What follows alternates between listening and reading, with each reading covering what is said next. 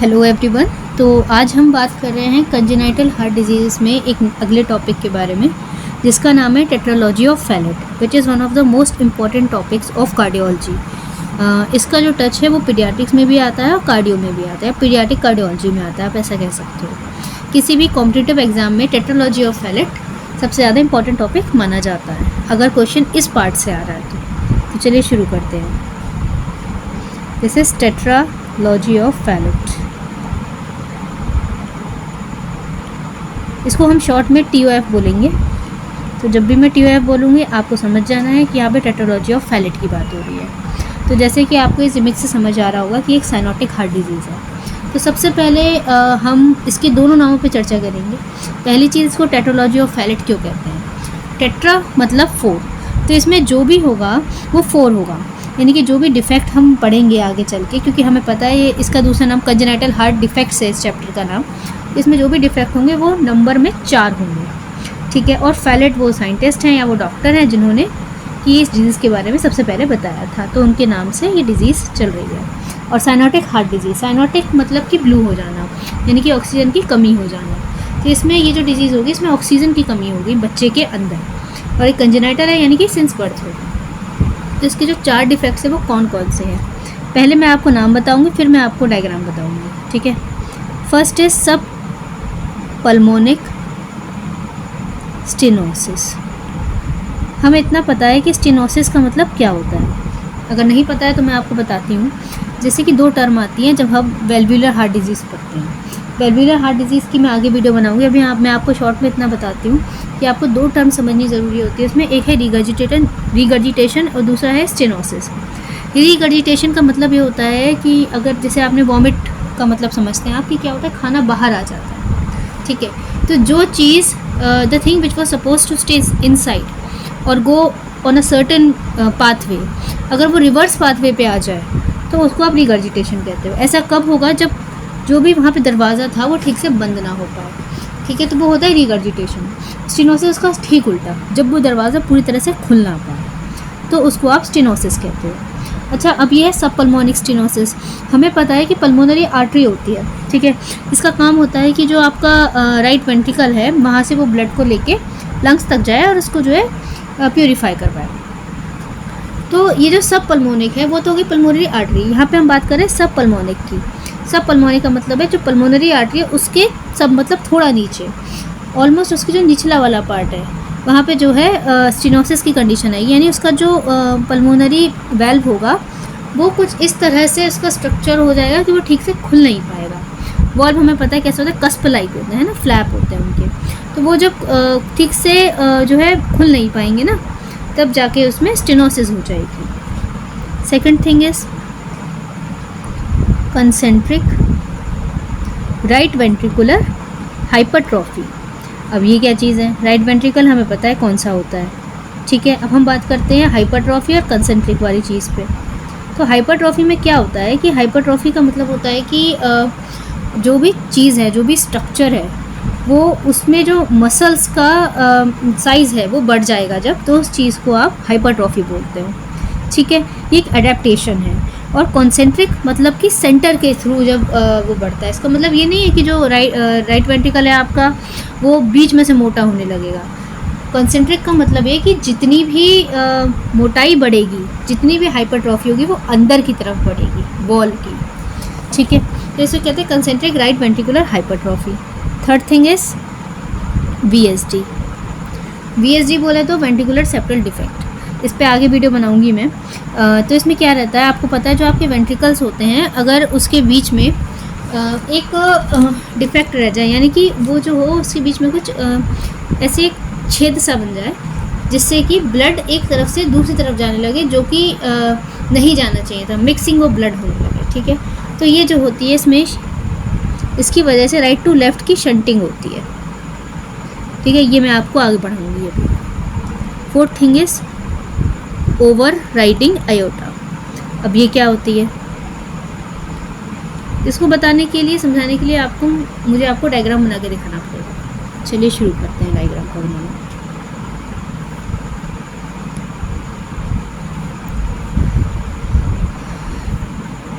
दूसरा कलर ले लेते हैं। हम पहली बार ब्लैक हार्ट बनाएंगे आज। चलिए, हम ना हार्ट की एक स्कीमेटिक प्रेजेंटेशन इसीलिए बनाते हैं जिससे कि हमारे लिए जो है चीज़ें बनाने में बहुत इजी रहे, क्योंकि अभी हमें ये समझना है कि चीज़ कहाँ पे कैसे काम करती है ना। देखिए, sorry for my bad hand writing.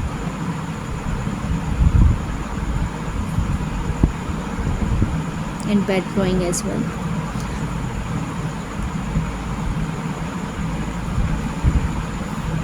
अच्छा, इसमें एक ट्विस्ट है। अब तक जो मैं बना रही हूँ, अगर आपने मेरी पहले वाली वीडियो देखी है ना, तो आप समझ गए होंगे कि मैंने ऐसा पहले भी इस तरह से स्कीमेटिक प्रेजेंटेशन बनाई हुई है, ठीक है। लेकिन इस बार मैं इसमें एक और चीज़ ऐड कर रही हूँ जो मुझे आपको एक्सप्लेन करनी है। ये देखिए, ये जो येलो कलर का बनाया मैंने, ये वही चीज़ है जो आपने लास्ट वाली वीडियोस में, TGA वाले वीडियो में, PDA वाले वीडियो में देखा है ना। इसको मैं बोलती हूँ, या इसको कहा जाता है पेटेंट डक्टस आर्टेरियोसिस। मैंने सबसे पहले इसकी नेमिंग किसी वजह से करी है। आपको याद होगा, मैंने आपको बताया था कि जो PDA होता है ये अपने आप में एक कंजेनाइटल हार्ट डिफेक्ट है, ठीक है। और जब ये इसको एक डिफेक्ट की तरह इसलिए नहीं ले सकते आप, कभी किस सिचुएशन में नहीं ले सकते, जब बर्थ के कुछ टाइम के बाद, लगभग 7वें दिन के बाद जो है ये अपने आप से क्लोज हो जाता है। अगर वो ना हो तो ये पेटेंट रह जाता है, ठीक है। तो इसको आप पेटेंट डक्टस आर्टेरियोसिस कहते हो। तो अभी मैं वो हार्ट बना रही हूँ जो कि बिल्कुल एक पैदा हुए बच्चे का है और उसको TOF की प्रॉब्लम है।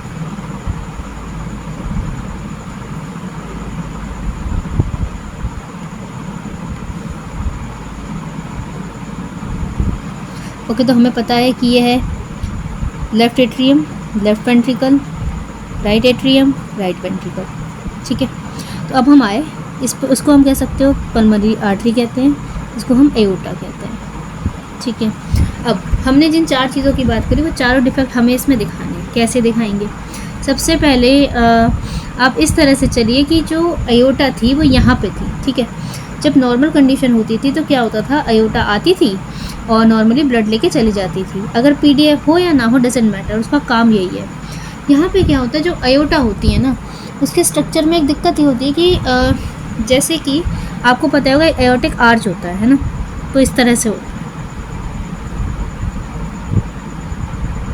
और उसकी ब्रांचेस निकलती है इस आर्च में से, और जो नीचे के तरफ पार्ट जाता है वो उसका डिसेंडिंग एओर्टा वाला पार्ट होता है, ठीक है। तो अब आप पूछोगे कहाँ से निकलता है, तो जवाब ये है कि ये इस तरह से आप हार्ट बनाओ। हमें पता है कि जो है लेफ्ट वेंट्रिकल से निकलती है, ठीक है, ठीक है, और ये राइट वेंट्रिकल। तो जो ये वाला पार्ट है ना, ये इसका रियल स्ट्रक्चर होता है एओर्टा का, कुछ इस तरह से निकलती है। लेकिन जब हम कहते हैं ओवर राइडिंग एओर्टा, तो इसका मतलब ये है कि ये जो पूरा आपका स्ट्रक्चर है ना हार्ट का, ये इस तरह से है, ये RV ही है, ये LV ही है, लेकिन जो आपकी एओर्टा है वो इस बार कुछ इस तरह से निकल रही है। जो इसको कर्व करना था, इसका कर्व ख़राब हो गया, एक सिंपल कर्व, ये वाला कर्व। आगे जाके ये ऐसे ही जाती है, ओवर राइडिंग एओर्टा अभी भी ऐसे ही जाती है, ठीक है। लेकिन ये यहाँ ये इतना वाला पार्ट था ना, इसमें प्रॉब्लम आ जाती है और अब ये ओवर राइडिंग हो जाती है। ओवर राइडिंग का मतलब क्या है, जो अब तक पल्मोनरी ट्रंक हुआ करता था वो इस तरह से आता था,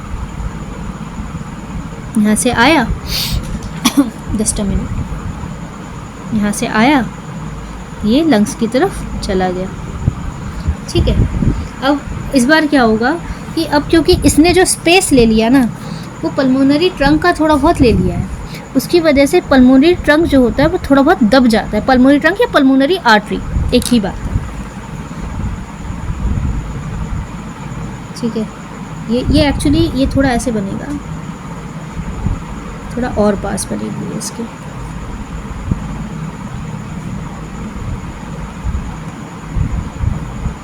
कुछ इस तरह से।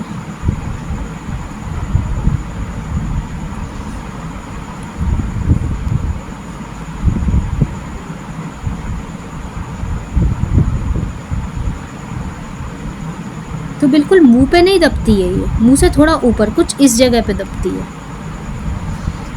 जिसकी वजह से पूरी तरह से ओपन नहीं हो पाएगा उसका गेट जो है, मतलब कि बिल्कुल ही पल्मोनरी वेल्व पे दिक्कत नहीं है, उस वेल्व के थोड़ा नीचे की तरफ दिक्कत है।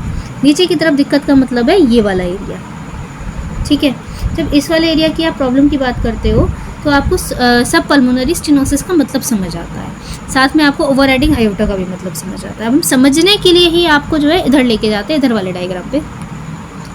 ये मैंने बता दिया VSD, वेंट्रिकल्स की वॉल्स के बीच में जो छेद रह जाता है या जो एक अनवांटेड रास्ता रह जाता है, ठीक है, उसको VSD कहते हैं, वेंट्रिकुलर सेप्टल डिफेक्ट। तो आप यहाँ पे एक चीज़ समझिए कि जब यहाँ पे पल्मोनरी स्टेनोसिस हो जाएगी, सब पल्मोनरी स्टेनोसिस हो जाएगी, तो उस समय पे ठीक है यहाँ पे तो दिक्कत आएगी। तो इस रास्ते को मैं ऐसे की जगह ऐसे भी बना सकती हूँ, ब्लैक कलर लेके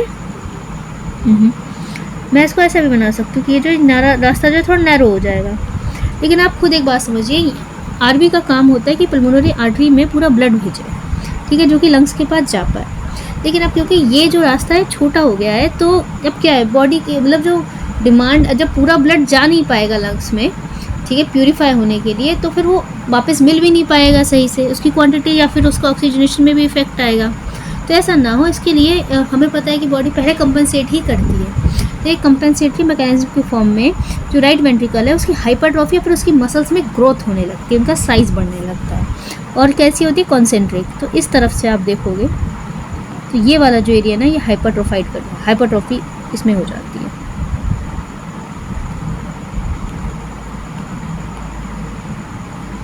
इस तरह से जैसे ही इसमें हाइपरट्रॉफी हो जाती है, आपको पता अंदर का स्पेस कम हो गया, लेकिन मसल्स का नंबर बढ़ गया है, साइज़ बढ़ गया है। तो अब जो है यहाँ पे प्रेशर बढ़ जाएगा। जैसे ही प्रेशर बढ़ जाएगा, तो वैसे तो हमें पता था कि एलवी का प्रेशर ज़्यादा होता है क्योंकि इसमें मस्कुलर वॉल है और ये है वो है, लेकिन यहाँ पे क्या है, आरबी की मसल्स इतनी ज़्यादा बढ़ जाती है कि उसका प्रेशर ज़्यादा हो जाता है। रीज़न बीइंग कि यहाँ पे आके जो है यहाँ पे भी अब ब्लड प्रेशर के साथ जा रहा है, तो ये हाइपरट्रॉफी ना कॉन्टीन्यूसली चलती रहती है। ब्लड पहले भी जाता था, ब्लड अब भी जाएगा, लेकिन इस पर ज़्यादा प्रेशर से जाएगा। तो इधर का प्रेशर ज़्यादा और यहाँ पे छेद है, ठीक है, तो यहाँ से जो है ब्लड यहाँ चला जाएगा। आप ऐसे समझो कि एक पूरा बलून था, उसमें आपने एक साइड छेद कर दिया, तो सारी जो हवा है उसके छेद से निकल जाएगी, ठीक है। तो ये वही छेद है, लेकिन ये कितनी क्वांटिटी में जा रहा है, ज़्यादा नहीं जा रहा, लेकिन फिर भी जाता रहता है, एक लीकेज की तरह है, ठीक है।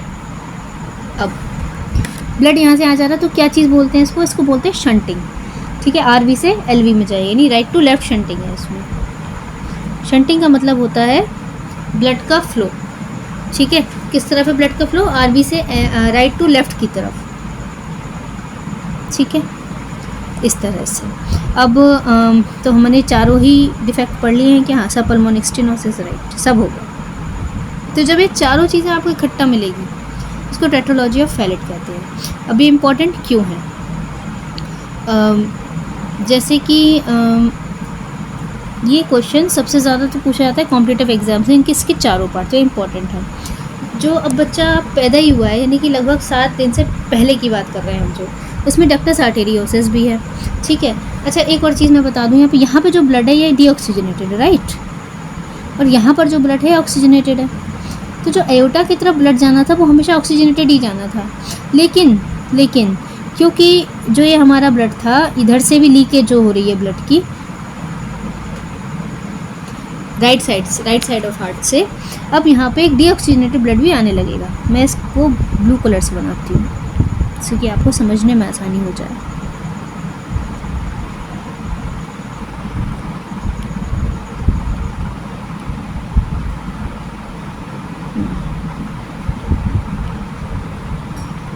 डीऑक्सी ब्लड इस तरह से इधर जा रहा है और ऑक्सीजनेटेड ब्लड इधर से जा रहा है। अब डीऑक्सीजनेटेड आके मिल गया, तो मैं इसका थोड़ा छोटा बना दूँगी। ये कम अमाउंट में मिल रहा है लेकिन मिल तो रहा है ना, ठीक है। तो इस तरह से हमारी जो अयोटा से अब मिक्स ब्लड पास हो रहा है। अब यहाँ से यहाँ पे ठीक है, लेकिन यहाँ पे तो वही सिस्टम रहेगा ना कि प्रेशर अभी भी एलवी में ज़्यादा है इस जगह के कंपैरिजन में। तो क्या होगा, पेटेंट डक्टल आर्टेरियोसिस के थ्रू यही ब्लड जो है यहाँ से यहाँ जाता रहेगा। कौन सा ब्लड, डीऑक्सीजनेटेड भी और ऑक्सीजनेटेड भी। ऑक्सीजनेटेड किधर जाता रहेगा, लंग्स की तरफ जाता रहेगा, इसके थ्रू लंग्स को। तो ये जो है ये इस समय डक्टल डिपेंडेंट पल्मोनिक सर्कुलेशन है, इस चीज़ को हम ये बोलते हैं। लिख लेते हैं।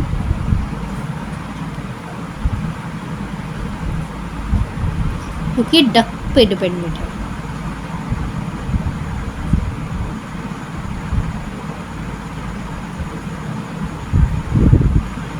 बीइंग अ डॉक्टर आपका हैंडराइटिंग ऑटोमेटिकली ख़राब हो जाता है, फिर भी मुझे लगता है मेरा बहुत लोगों से बहुत अच्छा है। अच्छा, इसमें क्या रहता है, जो ये आपकी सबपल्मोनिक स्टेनोसिस है ना, ये एक बहुत सबसे ज़्यादा इंपॉर्टेंट पार्ट है। इट्स लाइक अ हॉलमार्क, ठीक है। तो इसमें क्या रहता है, ओवरऑल यहाँ से PDA से जो है ब्लड जा रहा है वहाँ पे लंग्स की तरफ, तो ओवरऑल वर्क का क्वांटिटी लगभग सेम है, लेकिन फिर भी नॉर्मल के कंपैरिजन में अभी भी कम रहती है। तो लंग्स में जो है ब्लड कम जाता है। कैसे कम जा रहा है? पल्मोनरी आर्टरी के थ्रू ही जा रहा है ना। इसको जो आप इसके लिए एक टर्म है पल्मोनिक ओलिगीमिया, ठीक है। इसका मतलब होता है लेस सप्लाई टू लंग्स। किसकी सप्लाई? ब्लड की सप्लाई की बात हो रही है यहाँ पे। अच्छा, तो ये जो हमारा ये साइनोटिक डिजीज़ होती है ना, इसका क्या रहता है, दो तरह की साइनोसिस होती है। एक होती है सेंट्रल साइनोसिस और एक होती है पेरिफेरल साइनोसिस, ठीक है। तो जो सेंट्रल साइनोसिस होती है टेटोलॉजी ऑफ फैलेट में, वो 7 दिन के बाद डेवलप होती है। ऐसा कैसे होगा? जो PDA है ना, ये 7 दिन तक रहता है, और ये जब तक रहेगा तब तक ये चीज़ों को ऑलमोस्ट नॉर्मल रखेगा। ऐसा नहीं है प्रॉब्लम नहीं आएगी, लेकिन ये काफ़ी हद तक नॉर्मल रखेगा। और 7 दिन के बाद से साइनोसिस स्टार्ट हो जाएगी, जैसे PDA ऑटोमेटिकली क्लोज हो जाएगा, ठीक है। तो यही जो चीज़ थी, मैंने आपको जब TGA पढ़ाया था, TGA में भी जो PDA था, पेटेंट डक्टस आर्टेरियोसिस, वो भी एक डक्टल डिपेंडेंट सर्कुलेशन था, ठीक है। तो उस चीज़ में भी ये वाली चीज़ मैटर करती थी। वहाँ पे भी एक प्रोटेक्टिव मैकेनिज्म बनाता था, और यहाँ भी बनाता है, ठीक है। अब हम आगे बढ़ते हैं। इसमें ना, अब जब इस तरह से है, आप ये सोचो, अब PDA भी ख़त्म हो गई एक टाइम के बाद, है ना। यानी कि ये जो थी PDA, इसको मैं ख़त्म करते हुए दिखाती हूँ आपको। ओके, इससे करते हैं। तो जो ब्राउन कलर, तो जो हमारी PDA थी ना, ये भी 7 दिन के बाद जो है ख़त्म हो जाएगी, ठीक है। तो अगर ये ख़त्म हो जाएगी तो फिर आपको कुछ करना पड़ेगा, जिससे कि पेशेंट जो है सही रहे, उसको साइनोसिस ना हो। लेकिन सवाल ये है कि सही करोगे कैसे? तो उसका जवाब ये है, जितना टाइम कर पाओ मेडिसिन के थ्रू, तब PDA को ओपन करके रखो, और उस बीच सर्जरी कर दो, ठीक है। सर्जरी कैसी होगी? पैलिएटिव सर्जरी होगी, उसको बेलोक टू सिंक शंट कहते हैं, ठीक है। तो उसमें क्या होता है, सबक्लेवियन आर्टरी और पल्मोनरी आर्टरी के बीच एक कनेक्शन बना दिया जाता है, ठीक है। तो इस तरह से वो चीज़ काम करती है। अभी इस पर बाद में बात करेंगे, पहले हम बात करते हैं इसके क्लिनिकल फीचर्स क्या क्या आते हैं, अगर आप ये कंडीशन की बात कर रहे हो तो।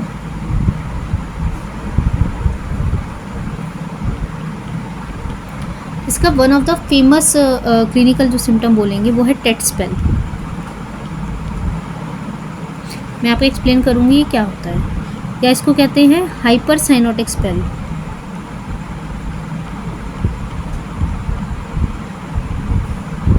ठीक है। या फिर इसमें ही जो कंडीशन होती है फेलियर टू थ्राइव,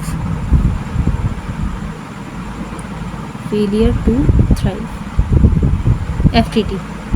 अब इस चीज़ को आपको समझना पड़ेगा, क्या मतलब होता है इस बात का, कि जो इसमें जो शंटिंग है, ठीक है, वो राइट टू लेफ्ट है, ठीक है। शंट किस वजह से है? VSD की वजह से, ठीक है। इसमें पेशेंट की जो है उसका फेस कैसा हो जाएगा, उसका फेस कुछ ऐसा हो जाएगा। ये इमेज आप देख रहे हैं, इसको मैं ऊपर ले आती हूँ।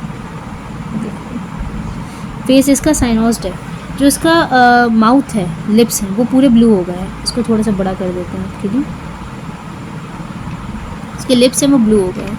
इसके फिंगर्स देखोगे आप, हाथ देखो सब ब्लू हो गया है। इसके लेग्स, फुट देखो आप, ब्लू हो गया है। तो ये जो है ब्लूनेस है, साइनोसिस,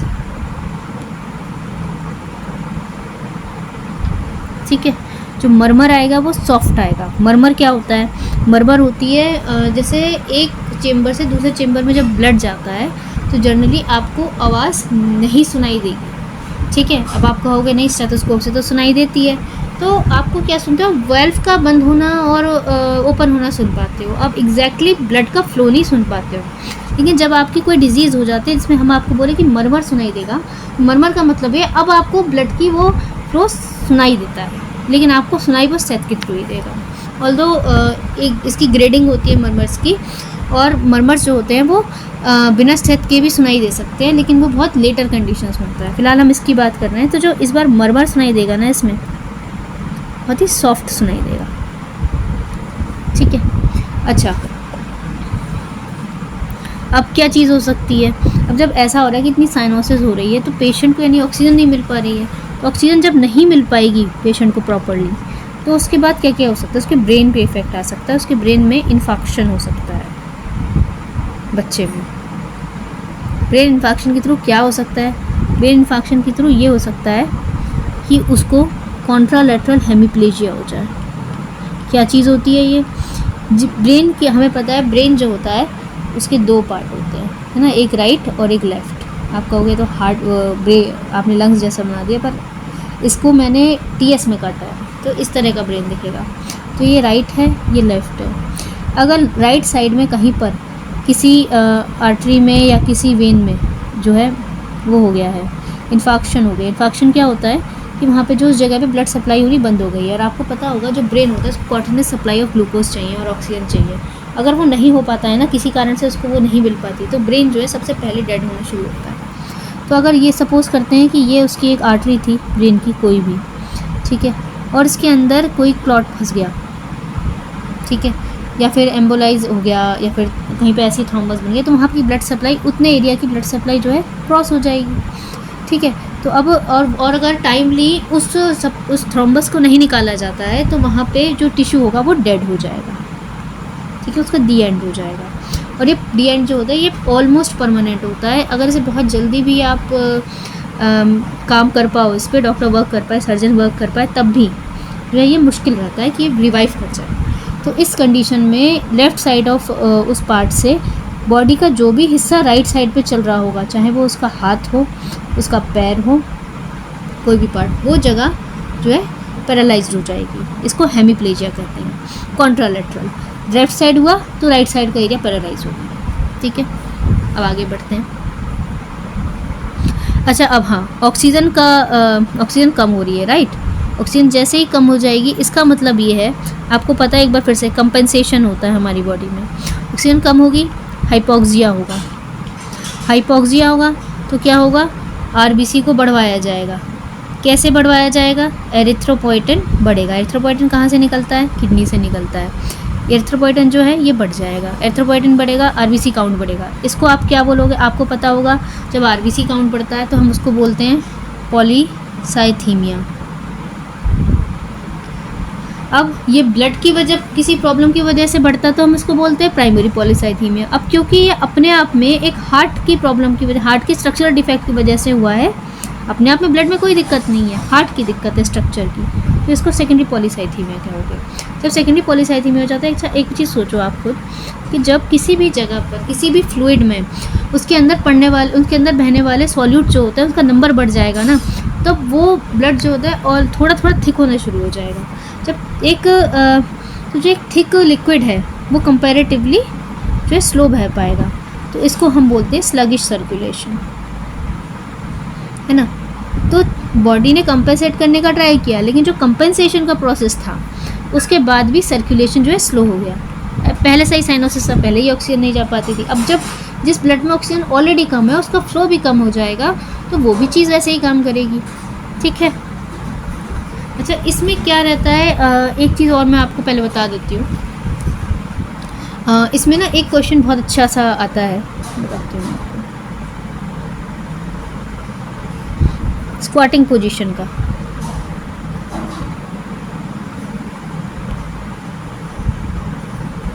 किस नंबर का था, क्लिनिकल फीचर, ओके नंबर डाला आपने।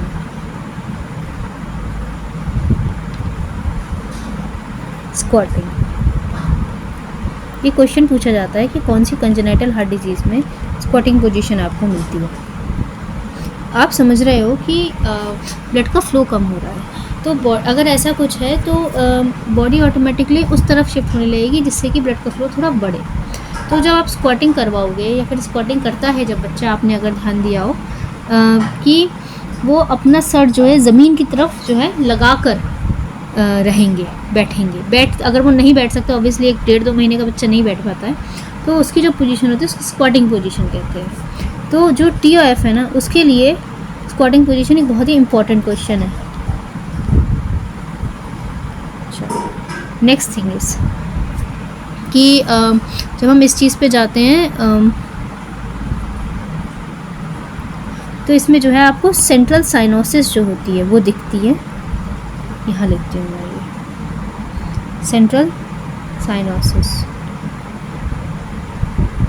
ये आपको दिखेगी ऑन डे 7 जब PDA बंद हो गया है, क्लोज हो गया ऑटोमेटिकली। ठीक है, अब आगे बढ़ जाते हैं। हमने बोला आपको टेट स्पेल्स आएंगे पेशेंट को, बच्चे को। तो ऐसे में क्या करना है, पहले तो आप ऑब्वियसली सर्जरी तो आपको करानी है जल्दी से जल्दी, और उसके अलावा आपको कुछ और भी करना पड़ेगा।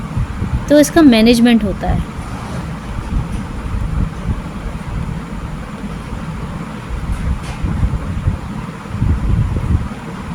बहुत इम्पोर्टेंट पार्ट है ये।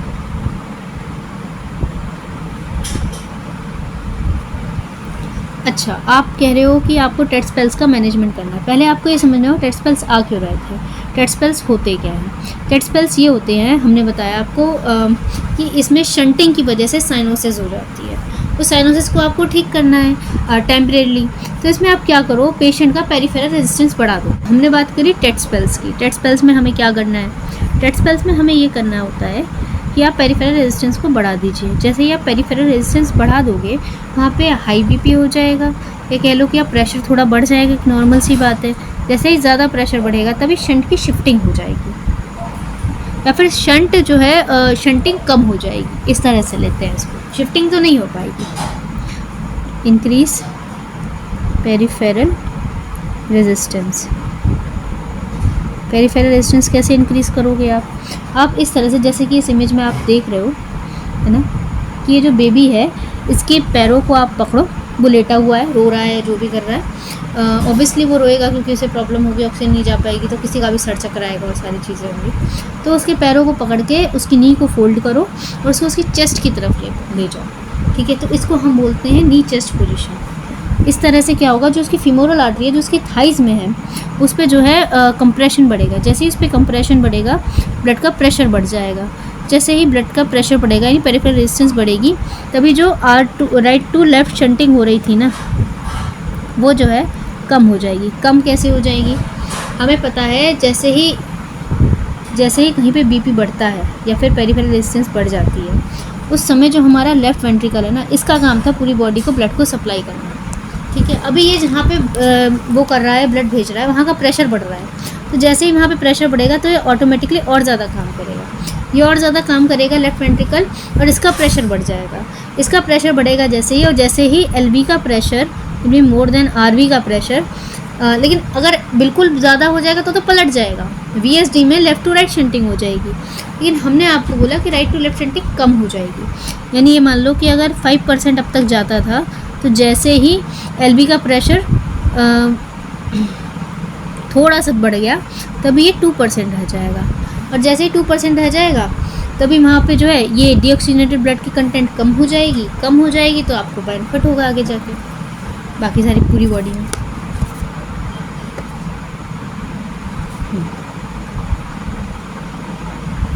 ठीक है, तो इसको बोलते हैं नी चेस्ट पोजीशन। अब हम आगे बढ़ जाते हैं। तो ठीक है, हम बता चुके इस चीज़ को। सिस्टोलिक ब्लड प्रेशर बढ़ेगा, पल्मोनरी रेजिस्टेंस भी बढ़ जाएगा।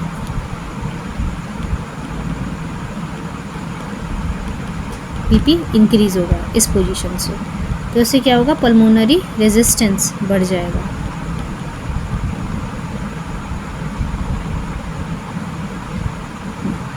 ठीक है, बढ़ जाएगा।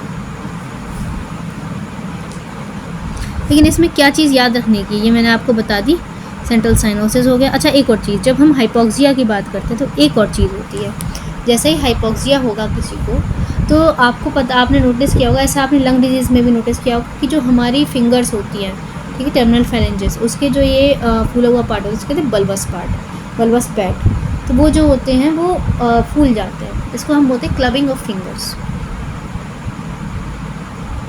क्लबिंग में नेल्स की शेप भी ट्रांसवर्स और वर्टिकली जो है इंक्रीज़ कर जाती है, इसमें क्लबिंग देखने को मिलती है। तो इस कंडीशन में भी आपको बच्चे में क्लबिंग देखने को मिलेगी, साइनोसिस देखने को मिलेगी, शंट मरमर मिलेगा, ठीक है, और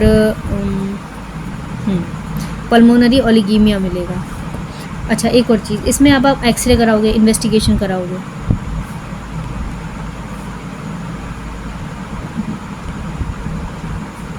इन्वेस्टिगेशन कराओगे। जैसे ही आप इन्वेस्टिगेशन कराओगे, इन्वेस्टिगेशन में सबसे पहले आप कराओगे एक्सरे।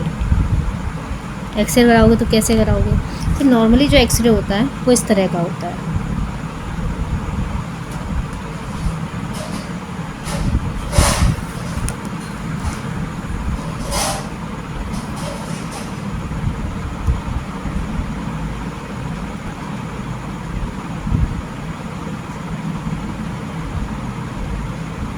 ये मैंने बनाई cardiac notch of left side of heart,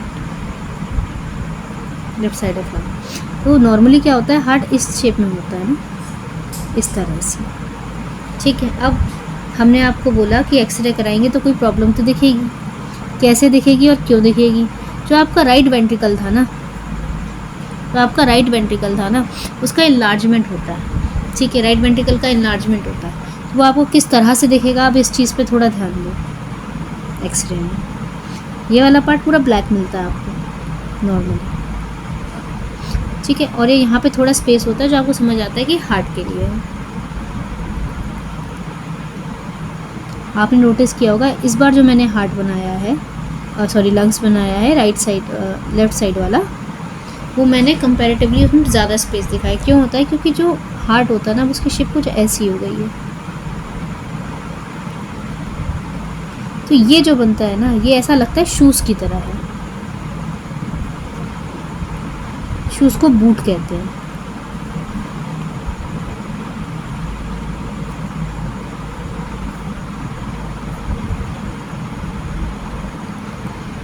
तो ये बूट शेपेड हार्ट कहलाता है।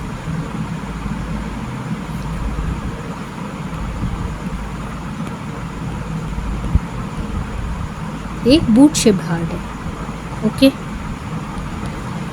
एक्सरे में आपकी एक्सरे फाइंडिंग है बूट शेप्ड हार्ट। जैसे ही आप बूट शेप्ड हार्ट देखते हो तो आपके माइंड में आता है कि ये जो बूट शेप्ड हार्ट है और लेफ़्ट साइड जो है इसका जो है इन्लार्जमेंट हो रहा है, तो राइट वेंट्रिकल के इन्लार्जमेंट से क्या मतलब है? स्ट्रक्चर के अकॉर्डिंग तो राइट जो है लेफ़्ट का होना चाहिए इन्लार्जमेंट। तो उसका जवाब ये है कि इसमें जो है डिपेंड करता है कि एपेक्स जो है, हमें पता है हार्ट का जो एपेक्स है वो नीचे की तरफ होता है। ये वाला पार्ट जो है ये हार्ट का एपेक्स है, ठीक है। जो जब एपेक्स सुपीरियर लेटरली जब डिस्प्लेस हुआ तब राइट वेंट्रिकल का इन्लार्जमेंट होता है, ठीक है। और ये चीज़ आपको इसमें दिखेगी TOF में, ठीक है। अब दूसरी इन्वेस्टिगेशन ऑफ चॉइस क्या होती है इसमें? इन्वेस्टिगेशन ऑफ चॉइस एक्सरे आप करा सकते हो, ये कैरेक्टरिस्टिक फाइंडिंग है इसलिए इंपॉर्टेंट है, बताई गई है। जबकि इसमें आप TTE करवाओगे, ट्रांसथोरेसिक इकोकार्डियोग्राफी, ठीक है। तो इस तरह से जो है आपको सारी चीज़ें पता चलती हैं इसमें। इसका ट्रीटमेंट सर्जिकल है, ठीक है। तो जो ट्रांस इकोकार्डियोग्राफी होती है उसमें पल्मोनरी आर्टरी का जो नॉर्मल जो है डायमीटर होता है पल्मोनरी वाल्व का, वो 1.7 सेंटीमीटर स्क्वायर होता है, ठीक है। जबकि इसमें ये डिक्रीज़ कर जाएगा, क्योंकि आप स्टेनोसिस की बात करते हो इसमें, तो स्टेनोसिस में ऑलरेडी जो रास्ता है वो कम खुलेगा। जो डायमीटर है पेट्रोलॉजी ऑफ फैलेट में वो 1.7 से घट के कम रह जाएगा, लगभग 0.8 सेंटीमीटर स्क्वायर, ठीक है। तो ये चीज़ रहती है। चलिए, इस तरह से हमने आज आपको टेट्रोलॉजी ऑफ फैलेट कम्प्लीटली पढ़ा दिया है। आई होप आपको सब समझ आ गया होगा। इसमें कुछ चीज़ें जो बहुत इंपॉर्टेंट है उसको मैं ज़रा मार्क करके बताती हूँ आपको।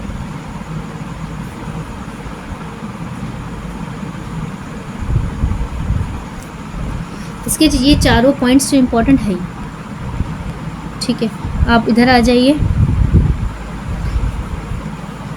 पल्मोनिक ओलिगीमिया, ये टर्म आपको इजीली नहीं मिलेगा, लेकिन अगर आप नीट पीजी जैसे एग्ज़ाम की तैयारी करो तो आपको पता होना चाहिए कि पल्मोनिक ओलिगीमिया क्या होता है। टेट स्पेल सबसे ज़्यादा इम्पोर्टेंट, हाईली इम्पोर्टेंट टॉपिक।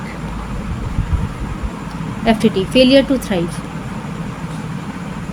इस चीज़ को बोलेंगे जब कहीं कुछ नहीं आ रहा है समझ, और फेलियर टू थ्राइव लिखा हो तो आप समझ जाओ कि यहाँ पे किसकी बात हो रही है। और भी कंडीशन होती है इसमें फेलियर टू थ्राइव की कंडीशन आती है, उसमें से एक ये है। राइट टू लेफ्ट शंटिंग की बात पता होनी चाहिए, ठीक है।